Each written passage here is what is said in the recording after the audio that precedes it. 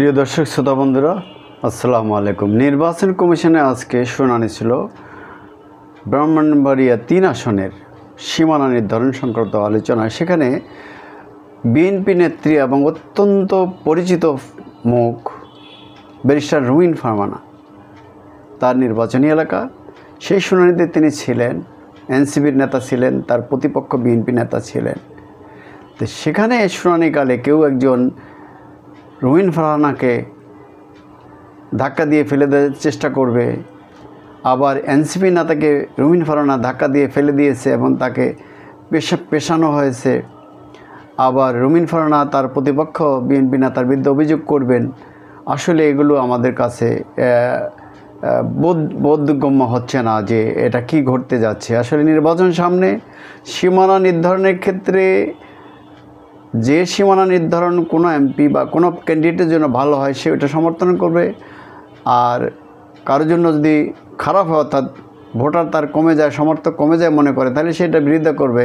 এই নিয়ে যুক্তিতর্ক থাকতে পারে, কিন্তু মারামারি ধাক্কাধাক্কির পর্যায়ে কেন হবে এটা আমরা বুঝতে পারছি না। যাই হোক, যেটা হচ্ছিল যে সংসদীয় আসনের সীমানা পুনর্নির্ধারণ নিয়ে নির্বাচন কমিশনের শুনানিতে ধাক্কাধাক্কি ও কিল ঘুষির ঘটনার পর সাংবাদিকদের সঙ্গে কথা বলেন বিএনপির আন্তর্জাতিক বিষয়ক সম্পাদক রুমিন ফারহানা।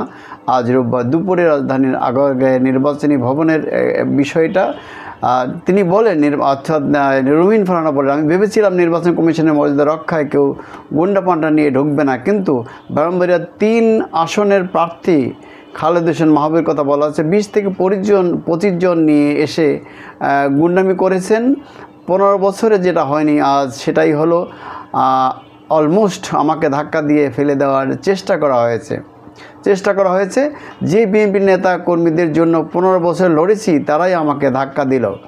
কথাগুলো বলেছেন বিএনপির আন্তর্জাতিক বিষয়ক সম্পাদক রুমিন ফারহানা। আজ দুপুরে রাজধানীর আগারগাঁও নির্বাচনী ভবন সংসদীয় আসনের সীমানা পুনর্নির্ধারণ নিয়ে শুনানিতে ধাক্কাধাক্কি ও কিল ঘুষির ঘটনার পর সাংবাদিকদের কথা বলেন রুমিন ফারহানা।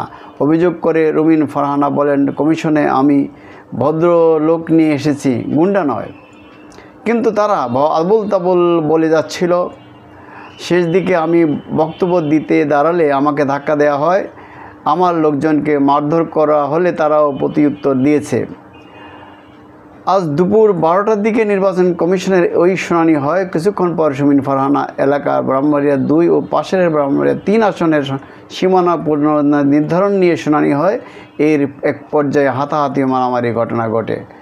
সীমানা পুনর্নির্ধারণে ব্রাহ্মণবাড়িয়া জেলার বিজয়নগর উপজেলার 3টি ইউনিয়নকে ব্রাহ্মণবাড়িয়া 3 সদর বিজয়নগর আসন থেকে কেটে ব্রাহ্মণবাড়িয়া 2 সরাইল আশুগঞ্জ সেই সঙ্গে যুক্ত করার খসড়া করেছে নির্বাচন কমিশন।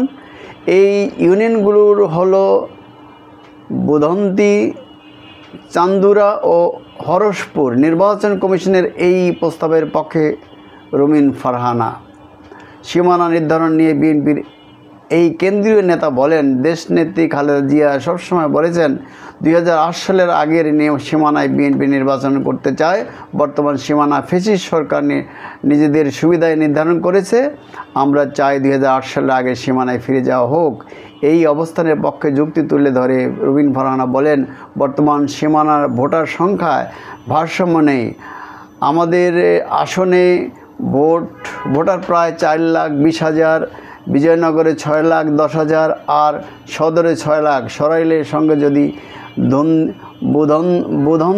বুধন্তি, চান্দুরা ও হরসপুর ইউনিয়ন যুক্ত হয় তবে ভোটারের সংখ্যায় ভারসাম্য তৈরি হয়। এই 3 ইউনিয়নের বাসিন্দারা ভৌগোলিক ও সামাজিকভাবে সরাইলের সঙ্গে সম্পৃক্ত বলে দাবি করেন রুমিন ফারহানা। তিনি বলেন, তাদের দাপ্তরিক কাজ ও জমি রেজিস্ট্রেশন সরাইল উপজেলাতেই করতে হয়। যাতায়াতের দিক থেকেও সরাইল তাদের জন্য সহজ। আর খালেদ হোসেন পাল্টা বক্তব্যে বলেন, রুমিন ফারহানা যার বিরুদ্ধে অভিযোগ করেছেন ব্রাহ্মণবাড়িয়া 3 আসনের বিএনপি মনোনয়ন প্রত্যাশী ইঞ্জিনিয়ার খালেদ হোসেন মাহবুব জেলা বিএনপির ও সভাপতি, তিনি শুনানিতে মারামারি প্রসঙ্গে তিনি সাংবাদিকদের বলেন, এখানে আসলে এনসিপির সঙ্গে ব্যারিস্টার রুমিন ফারহানার একটা তর্ক বিতর্ক হয়েছে। এটা আসলে দুঃখজনক ও অনাকাঙ্ক্ষিত। ওই লেভেলে সেই ধরনের ঘটনা খুবই দুঃখজনক। সীমানা পুনর্নির্ধারণ নিয়ে খালেদ হোসেন বলেন, বিজয়নগরের 10 ইউনিয়নের মধ্যে 3টিকে সরাইলের আশুগঞ্জে যুক্ত করা হয়েছে। ভুল তথ্যের ভিত্তিতে, অথচ ইউনিয়নগুলো ভৌগোলিকভাবে বিজয়নগরের সঙ্গেই সম্পৃক্ত। আমরা চাই এইগুলো সদর 3 আসনেই থাকুক। খালিদ হোসেন আরও বলেন, কমিশন শুনানি নিয়েছে, কিছু হট্টগোল হয়েছে, সেখানে আমাদের প্রতিপক্ষ অনেক ভুল তথ্য উপস্থাপন করেছে যেগুলো যৌক্তিক নয়। আমরা মনে করি এই 3 ইউনিয়ন সদর বিজয়নগরের সঙ্গেই থাকা উচিত। এদিকে এনসিপি নেতা বলেন, শুনানিতে মারামারির জন্য রুমিন ফারহানার বিরুদ্ধে অভিযোগ করেছেন জাতীয় নাগরিক পার্টি এনসিপির যুগ্ম মুখ্য সংগঠক মোহাম্মদ আতাউল্লাহ। তিনি অভিযোগ করেন, বলেন, শুনানির সময় আমি বক্তব্য দিতে গেলে রুমিন ফারহানা আমাকে ধাক্কা দিয়ে ফেলে দেয়। এরপর তার লোকজন আমাকে লাথি ঘুষি মারতে থাকেন। আমার পাঞ্জাবি ছিঁড়ে যায়, হাতে আঘাত পেয়েছি। যেভাবে ছাত্রলীগ আমাদের ক্যাম্পাসে পিষত সেভাবে আমাকে পিষেছে। আতাউল্লাহ অভিযোগ করেন, কমিশন তখন আর কাউকে কথা বলার সুযোগ দেয়নি। বিএনপি ছাড়া জামাতের কেউ কথা বলতে দেওয়া হয়নি।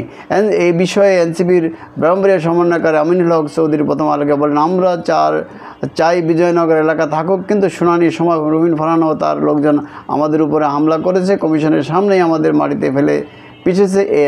এতে প্রমাণ হয় দেশে সুষ্ঠু নির্বাচন সম্ভব নয়। এনসিপি নেতা আতাউল্লাহ অভিযোগ করেন, জানতে চাইলে রুমিন ফারহানা বলেন, মুশকিলের বিষয় হচ্ছে যে বিএনপি পরিচিত মুখ, তিনি পরিচিত মুখ নন। তিনি এনসিপি থেকে এসেছেন না জামাত থেকে এসেছেন তা আমি জানি না। তবে উনি প্রথম সাদা পাঞ্জাবি পরিহিত একজন আমাকে ধাক্কা দিয়েছেন। তারপর আমার লোকজন তো বসে থাকবে না, আমি তো একজন মহিলা। তো পরে যখন আমাকে লোকজনকে মারধর করেছে, আমার লোকজন জবাব দিয়েছে। এটা বিষয়। আসলে রুমিন ফারহানা একজন নারী এবং খুব পরিচিত। তিনি অলি আহাদের মেয়ে। রুমিন ফারহানা বিএনপিতে এসেছেন বিএনপি নেত্রী বেগম খালেদা জিয়ার আহ্বানে। তিনি টকশোতেও খুব পরিচিত, ভালো কথা বলেন, ব্যারিস্টার মানুষ, নারী, দেখতেও সুন্দরী।